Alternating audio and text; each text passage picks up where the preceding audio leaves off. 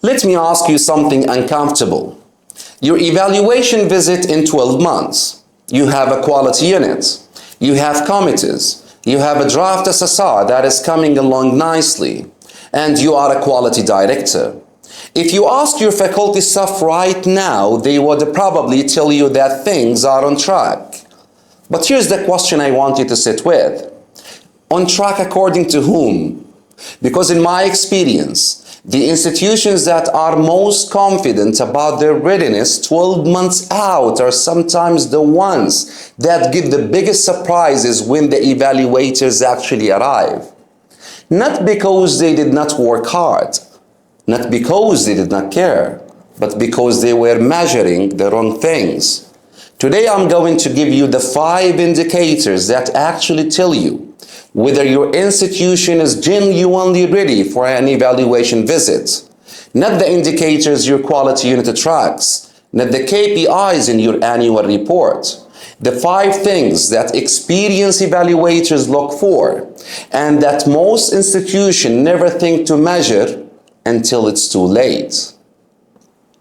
Welcome back to Quality Unlocked. I'm Dr. Ahmed Makable. In episode 1, we talked about the 5 cultural mistakes that institutions make during an accreditation. The calendar problem, the highlight reel, the island, the floor and the ceiling, and the filing cabinet. Today we go practical, because knowing the mistake is one thing. Knowing whether your institution is making them right now with an evaluation visit on the horizon is something completely different. This episode is a diagnostic tool.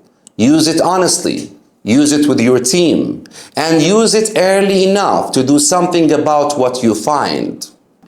I want to tell you about a conversation I had with a quality director at one university that was 8 months away from evaluation visit. She was calm, organized, confident. She had a detailed preparation timeline. She had assigned responsibilities to every department. She had a color-coded tracker showing the status of every evidence file. Green across board. I asked her one question. I said, when did you last sit with a faculty member? Not in a meeting, not in a briefing session, just informally, and ask them to tell you in their own words what their students are supposed to learn in their courses. She looked at me for a moment. She said, we briefed all faculty last month. Then I said, I know, but this is not what I asked you. Another pause. She said, honestly, I have not done that. Then I said, that is where we start. 8 months later, the evaluation visit happened. The color-coded tracker was perfect. The evidence file were complete. The SSR was well written.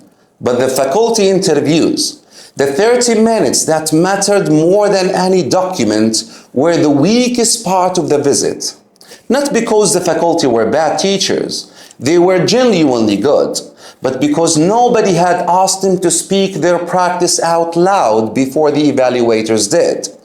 That is the gap between being prepared on paper and being genuinely ready. Here's what most institutions measure when they assess their evaluation readiness. Document completion. Are all the evidence files ready? Are the course specifications updated? Is the SSR drafted? Maybe committee activity. Are the quality committees meeting? Are the minutes being recorded? Are the action points being followed up? Or lastly, KPI performance. Are our student satisfaction scores above the threshold? Are our passing rates within the acceptable ranges? Are our research outputs meeting the targets? These things matter. I'm not suggesting they do not, but they are inputs. They measure what the institution is doing. What evaluators actually assess is something completely different. They assess outputs, what the institution worker produces, what the student actually experiences, what the faculty member actually think about and does. And the gap between inputs and outputs between what institution measure and what evaluators actually find is where evaluation surprises happen. The 5 indicators I'm about to give you measure the outputs. They measure the things that evaluators actually probe. And they are the things that most institutions only discover they have a problem with when evaluators are already in the building. The first indicator is called the SSR Honesty Score. And this is not about whether your SSR covers all the standards. It's not about length or formatting or how many appendices you have attached. It's about one thing only. Does your SSR describe your institution as the way it is? Or does it describe the institution as you wish it were? Here's how you measure it. Take the 3 areas you know are genuinely difficult in your institution right now. The things that keep your quality director awake at night. The things that we're finding is in your last evaluation report. Now, find those areas in your current SSR draft. Does the section describe the challenge honestly? Does it include a specific number, a specific date, a named response, or evidence of improvement? If the answer is yes, your SSR Honesty Score is strong in that area. If those same areas are buried in careful language that makes them sound managed rather than real, evaluators will find them. They always find them. A strong SSR Honesty Scores means that when evaluators probe the areas your SSR identify as challenges, they find your institution is already aware of them, already working on them, and already showing evidence of improvement. The evaluator has nothing to discover because you already said it.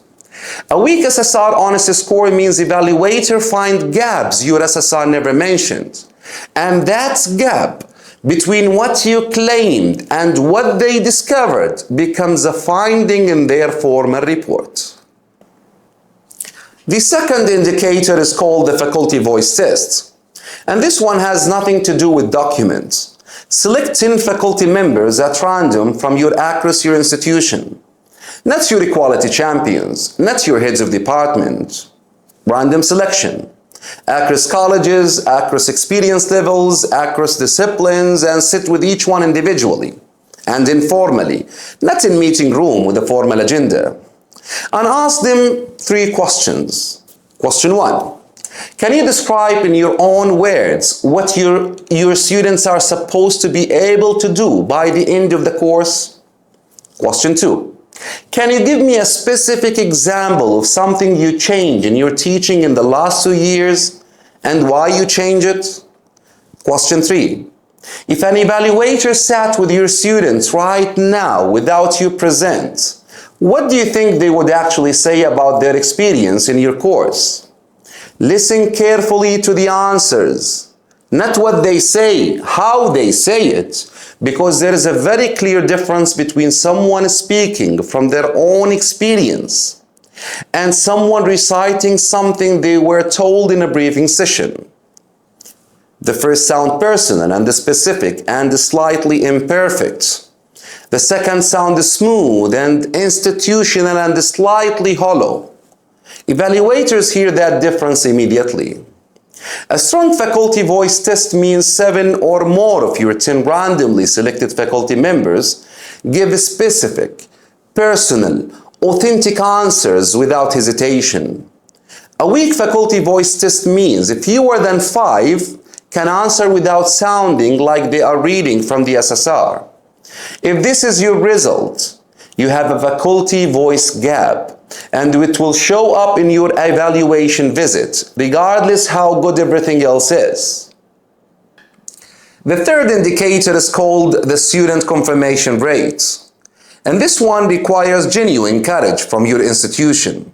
Sit with a group of students without any institutional staff present and ask them honestly what they would say to an external evaluators about their experience.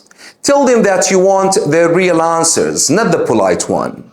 Then listen, without defending, without explaining, without qualifying, and then go back to your SSR and compare. Some inconsistency between document and the student experience is completely normal and expected. But the major claims USSR makes about the student experience, are they confirmed or contradicted by what the student actually say? If a student tells you that feedback on their work is not specific enough to help them improve, and USSR claims a comprehensive and effective feedback framework, you have found a gap. If a student also say they do not know what to do when they struggle, and USSR claims a comprehensive student support service, you have found another gap. A strong student confirmation rate means what a student describes proudly matches what USSR claims. A weak student confirmation rate means students are describing an experience that contradicts significant SSR claims. Those contradictions will surface in the evaluation visit, and you have better to find them now while you still have time to close the gap. The fourth indicator is called the evidence currency check. And again, this is not about whether your evidence exists. It's about what your evidence reveals about how your institution has been behaving over time. Pick 5 of your most important evidence documents. For example, your risk register, your program review reports, your assessment modernization records, your quality improvement plan, or your committee minutes. For each one, ask 3 questions. When was this document last meaningfully updated? Does this document show evidence of being used between updates? And does this document connect to other documents in your quality system? Evidence that was created or comprehensively updated in the 6 months before the visit tells one story. And evidence that show continuous use over multiple years, with date entries, track changes, and visible connections to other documents, tells a completely different story. Experienced evaluators look at evidence files in the way a detective looks at a crime scene. They are not just checking whether the evidence exists.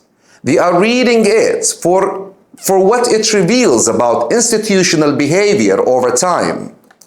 A strong evidence currency check means your documents show a quality system that is alive and integrated, not one that was activated 6 weeks before the visit. A weak evidence currency check means your evidence is complete, but new, and this tells evaluator exactly what kind of a quality culture they are looking at. The fifth indicator is called the post-visit learning score. And this is the one that most institutions forget entirely. Get your last evaluation report, read every finding, every area for development, every recommendation. For each one, answer only 3 questions. What specifically did your institution do in response to this finding? Who was responsible? And when did the action happen? And what evidence exists that the action made a difference?